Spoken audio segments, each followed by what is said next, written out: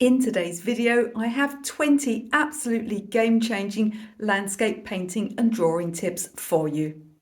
So today we have some really interesting and quick little tips for you. I've got tips about colour mixing, tips about watercolour painting, tips about drawing. We're going to take you through all of these 20 tips. I'm also going to tell you about my landscape painting course that's on sale at the moment. Don't worry if that doesn't interest you. I have timestamped this video so you'll be able to skip ahead whenever you need to. We've got a lot to get through, so let's jump straight in. Tip number one is when painting in watercolours, you want to put your sky in first. Now, there's no exact rules in watercolour painting. There's always an exception. There may be a subject, particularly if you've got some hard-edged items like buildings in, where you may be able to put the sky in and paint around things. But with the majority of landscapes, you want to put the sky in first and bring it all the way down to the horizon line. Look at this tree here. What I often see beginners do is come around and sort of stop their blue around here and then sort of try and put their tree in, and they've got, you know, all these gaps. They've got a line of sky around it. Nature has given us a color that is made, this color is made from this color here. So blue will naturally go behind any bright greens that you've got. I've taken it right down to the horizon line here. All of these greens have gone over the top. I can paint my tree. I'm naturally going to get some gaps, and in those gaps the sky will show through. So in most circumstances, you want to put your sky in first. Staying on the same painting, tip number two is to lighten your sky as it comes down to the horizon. So if I pull this one down a little bit so you can see the top of the painting here, you'll see that it goes significantly lighter as it comes down. Not only does that enable me to put things like trees over the top with a lot less bother and a lot less colour change, it also is something that happens naturally due to a phenomenon called aerial perspective. So aerial perspective says that things in the distance get fainter, lighter, softer and bluer. If you're standing outside on a sunny day, look up directly above your head. The sky will be much darker than it is in the distance. Now, to be clear, this is just an optical illusion. If you were to walk into the distance, if I was to walk right up to this hill over here, the sky would be just as dark. It's merely that we're looking at things in the distance through a haze of atmospherics, water vapor, pollen, pollution, you name it. Everything conspires to make what's in the distance appear fainter to our eyes. So lighten your sky as it comes down to the horizon. Not only is it going to mimic what you see in nature, but it's going to make it easier to put these foreground trees and bushes over the top. Tip number three is to make sure the main elements of your drawing are in place before you start painting. I've just started this painting. It's more of a garden painting than a landscape. It has got a little bit of sky in. And I've made absolutely certain that I'm happy with the drawing before I start to paint, especially in watercolours. It's the one thing that you simply can't fix later on. You don't have to do all of the drawing at the beginning if it seems tiresome or overly complicated, or if you're just worried you'll get in a muddle. But you see here, I've mapped out the main elements before I started. Don't ever imagine that your painting is going to improve a bad drawing. The opposite will happen. It will just make things more noticeable. Don't start painting until you're happy with your drawing. Tip number four is to seamlessly blend a river or pathway into your horizon line. So I've got my horizon line here. Now, if I take a river or a pathway up like this, what will happen is it will appear to drop off the other side. Now, if this is a hill, or it's going to go into a waterfall on the other side, that's fine. But what you need to do in most cases is to just seamlessly blend this line into the horizon. In this way, your pathway will appear to just continue off into the distance rather than going up and dropping off a cliff, unless that's the view you're actually drawing. Tip number five is to always work in a limited palette. This is more important for landscapes than for any other subject. It helps everything to hang together. This is particularly important if you don't use tube paints, if you use pan paints. Now, there's nothing wrong with those little blocks, but if you've got a big set of 40, it's very, very tempting just to keep dipping into every single colour under the sun, and you end up with a painting that doesn't hang together, that doesn't have its own temperature, its own personality. If we look at this painting here, I guarantee you that from the colours I used in the sky, I mixed many of the greens in the foreground. Now, the way to start working in a limited palette is the easiest way if you just don't know where to start is to pick 3 primaries. So that's a red or pink and a yellow and a blue, and then work up from there. You can pick them by instinct, just the ones that you think suit the subject best, and then add in other colors only when you find that you can't mix the color that you want from those initial colors you've chosen. Write your colors down. How many colors you need to use in a painting completely depends on the subject. A very simple sunset may only need 3 colors. A garden painting with lots of flowers might need 10 or 20 because you don't want to compromise on the color of those flowers. Let's look at the difference a painting like this done in mostly fairly cool colors and compare it to this painting we looked at earlier, which is done in much warmer colors. You'll see that each has their own personality, their own temperature, and that's because I worked each time within a limited color palette. For tip number 6, I want to talk about using something called repeating motifs to take the eye into the painting. I'm going to tell you what those are in a moment, but I also want to tell you about this painting here. This is the second of 2 paintings I did of Whitby Abbey in North Yorkshire in the UK. It's a very famous place. It's set up on a cliff top overlooking the sea, and it was featured in the book Dracula by Bram Stoker. It's actually where Dracula's ship, the Demeter, becomes shipwrecked and Dracula comes ashore as a black dog. It's the most stunning place. It's one of my favorite places in the world to visit. It's quite a long way from where I live, about 4 hours drive, but I've been there more than once and I will go there again. I've just added a full tutorial for this painting, so that's multiple photos, videos, PDFs, everything you need to complete this painting with me. I've just added it to my Paint Any Landscape course. That course is all about painting separate elements of landscape, so understanding skies, rocks, foregrounds, grasses, mountains, clouds, everything you can think of, so that you can, when you finish the course, paint any landscape, not just the ones I show you in the course. And that course is on sale at the moment, so I've just added this extra module in. Now, if you've already bought that course, all my courses have lifetime upgrades. That means that you'll be able to log in and get this tutorial. It'll already be on your dashboard. The course sale runs from the day this video goes up until the 1st of December 2024. Now, if you're watching this video in years' time and you think, well, I've missed that sale, Michelle, I do have a sale on all of my courses once a year from Boxing Day to New Year, and through the year we occasionally have course sales. Not very often on the larger courses, maybe once a quarter there might be a large course on sale, but the mini courses, the single projects, there's usually a sale on those when a new one comes out. Find details about this course in the video description. And don't forget to download one of the free PDFs or take one of the free courses. That'll get you on my mailing list so you can find out about all my course sales. Now let's look at repeating motifs. So a repeating motif is something that repeats within your landscape and is in reality more or less the same size. That could be trees, it could be people, it could be grasses like in this picture here, grasses and reeds. You'll see here how I've done them very large in the foreground. Once we get up to this mid area here, they're much, much smaller. Over the other side of this piece of water there, very, very tiny. And once we get far into the distance over here by the Abbey, you can't see any single grasses at all. This is going to help to take the eye into the picture, is going to give your work a sense of distance. Always take advantage of repeating motifs to give that sense of distance and that perspective. If you have anything in your picture that repeats, make sure that it gets smaller and smaller as it goes into the distance, because so often what I see is people drawing grasses here and grasses here and grasses here. They're all the same size and they're not giving that perspective we need. Make sure you really exaggerate in the foreground. Make sure they get smaller as they go away from you, and you're instantly going to give your picture a sense of depth.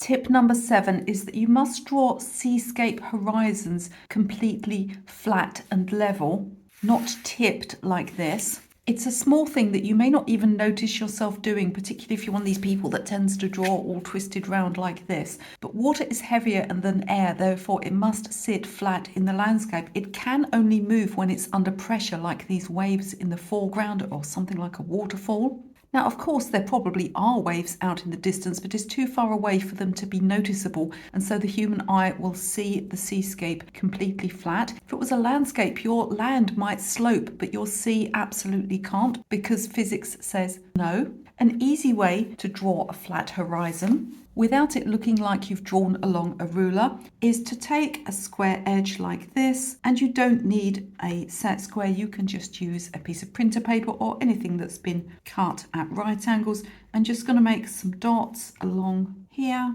Once you've got your dots, you can draw along them by eye. You'll get a natural looking but completely square and flat seascape every single time. My next tip is to mix your colours on the paper with the paintbrush, particularly if you're doing something like a large expanse of foreground. I see people look at these sort of large areas of field and grass and they're just like, I don't know how to make this have any interest at all. It just looks flat and boring. Plus, I might have drying lines in it. It just ends up looking a total mess. What you want to do is mix your colours on the paper. So I've just got a little water on my brush to start me off, but I'm working on dry paper. And then I can just go straight in with some blue. I can go straight in with some yellow, using quite dull colours here. Let's go for something a bit brighter. Got some sort of gold here. Blue and yellow, when put together on the paper, simply have to become green. They don't even have a choice in the matter. It's just physics. And by allowing them to blend on the paper like this, you're going to get an area that's full of texture and interest, no more flat areas of grass. Tip number 9 is to use watercolor pencils to add detail. If we add these to wet paint, they'll release more pigment. They'll also be slightly softened by that wet paint. They're absolutely fantastic as a simple way of adding grasses and reeds to any of your paintings. Quicker, easier and more natural looking than using a brush. Do remember to go upwards and outwards in the direction that things are growing so that you get a line that tapers naturally and doesn't look stubby. For tip number 10, I'm going to give you a quick colour recipe for painting sand. Now, with the caveat that the colour of beaches varies around the world, but if I had money for every time I'd seen a beach the colour of a banana, I would be very rich indeed. The closest colour may be yellow ochre, but this can be too yellow. If you try to dull it down with something like a Payne's grey, it will very likely go green due to the amount of blue in that grey. A mix that I like to make the most of is raw umber. So I've got my yellow ochre, mixing it here with my raw umber, and I can adjust it in one direction or the other. Yellow ochre, raw umber, it's a great place to start.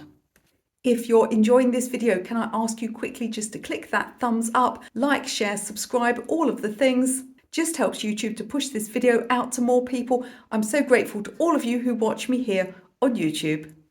Tip number 11 is to use thirds for your horizon placement. So I sometimes see beginners making the mistake of finding a photograph where the horizon line is, literally almost at the top or almost at the bottom of the paper. And that simply isn't the way we experience the world unless we're, in a hang glider or laying on the floor or something. Horizon lines tend to be more in this central area. And you have the added problem that if you ever frame your picture and you have a really high or really low horizon line, it's going to get lost in the frame and become even smaller. So you want to look at this central area and you want to think particularly about thirds. So with this photograph here, you'll see that there's really not much going on in the sky. The sky is very boring, but we've got loads going on in the foreground. So a horizon line that's 2/3 of the way up looks fantastic for putting the focus on the foreground of your picture. It's often the case in things like mountain views where you've got a lot going on in that foreground.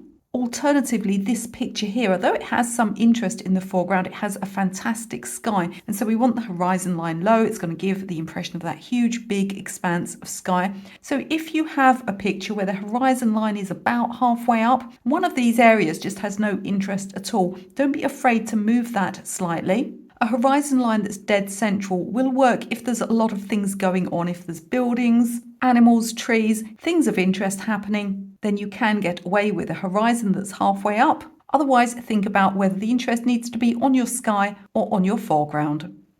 Tip number 12 is to paint things a long way in the distance, very small indeed. I've been teaching painting and drawing in real life classes for many, many years, and I see time and time again people painting stuff that's far away too large. If, for example, there's a house in the distance in a landscape, absolutely everyone in my class will draw and paint it too large. A fence like this, they'll have it taking up, a quarter of the picture, when in reality it should take up less than a 20th. There's a very distinct reason why people draw things too large and not too small. It's because your brain is telling you that this is a large object, and so you will tend to paint it larger than it should be.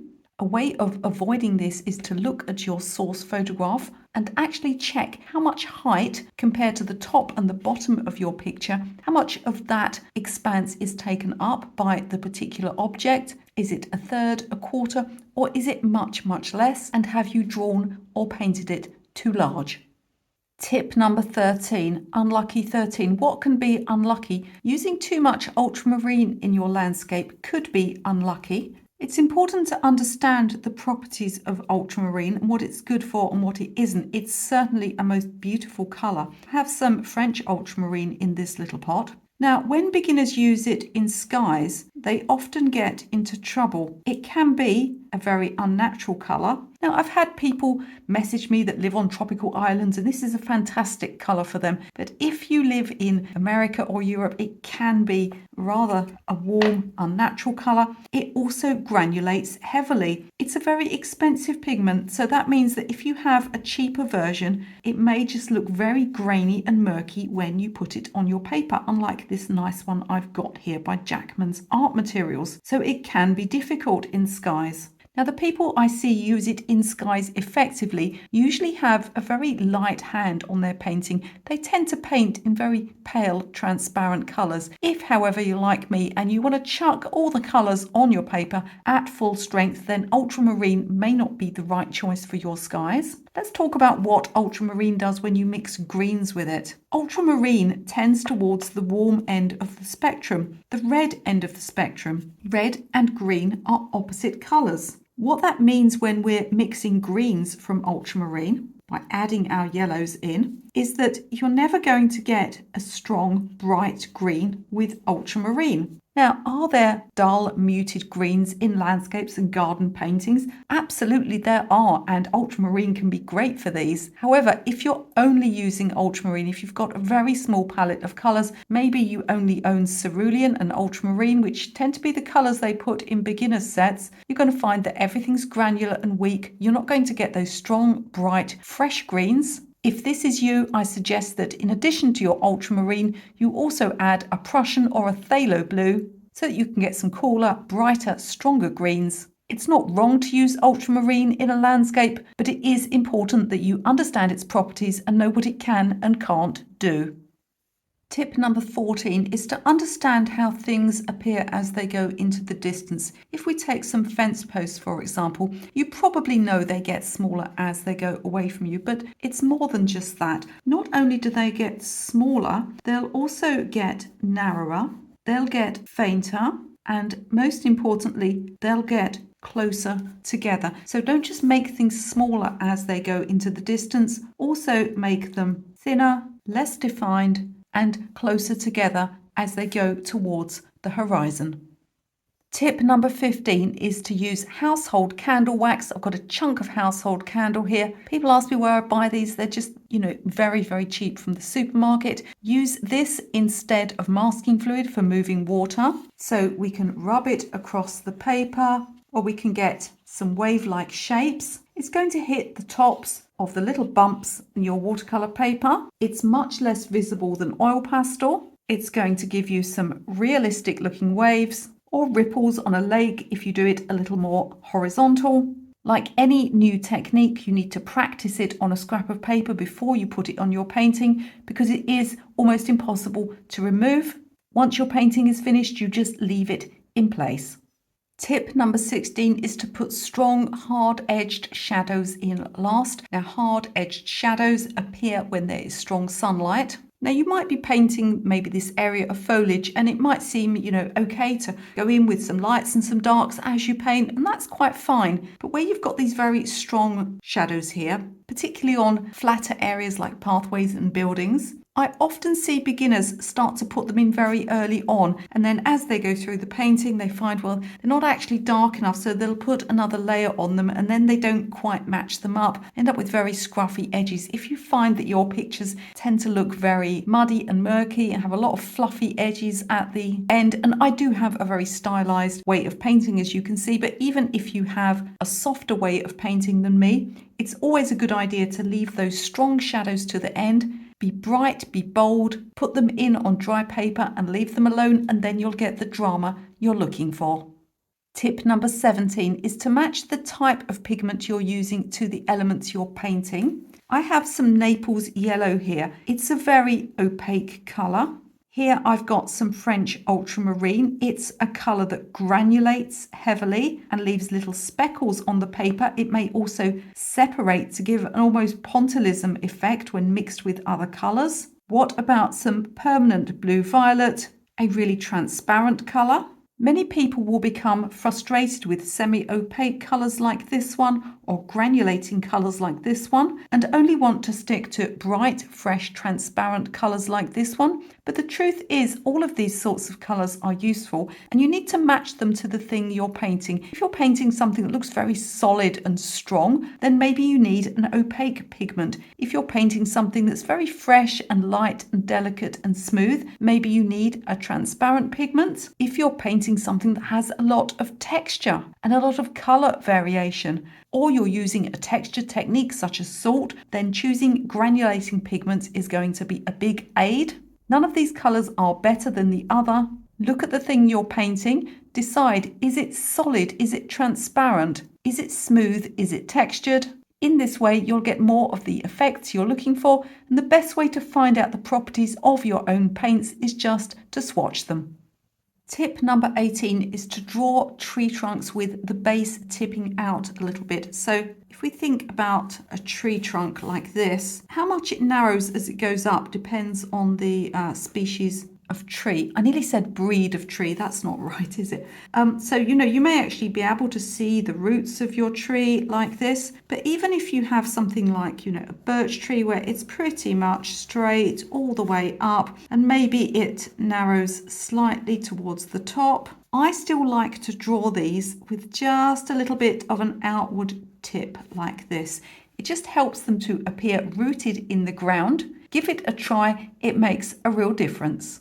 This next tip is to leave gaps in your trees. Now, often when I see beginners painting, say, distant trees on a horizon line, I'll see them doing something like this. And I used to call these Teletubby trees. Now, when I started on YouTube and realized most of my audience was American, I did think that perhaps Teletubbies was just something that British parents were tortured with, but apparently it's gone out into the world, and anywhere in the world you can experience the horrors of Teletubbies. But we don't want to paint Teletubby trees. So what we're going to do is we're going to leave gaps in our trees. We're going to make sure that the most solid and the darkest bits are in the middle of the tree, and the lighter, brighter parts of the tree with the most gaps in are on the outside. In this way, we can avoid these circular, strange, weird-looking Teletubby trees.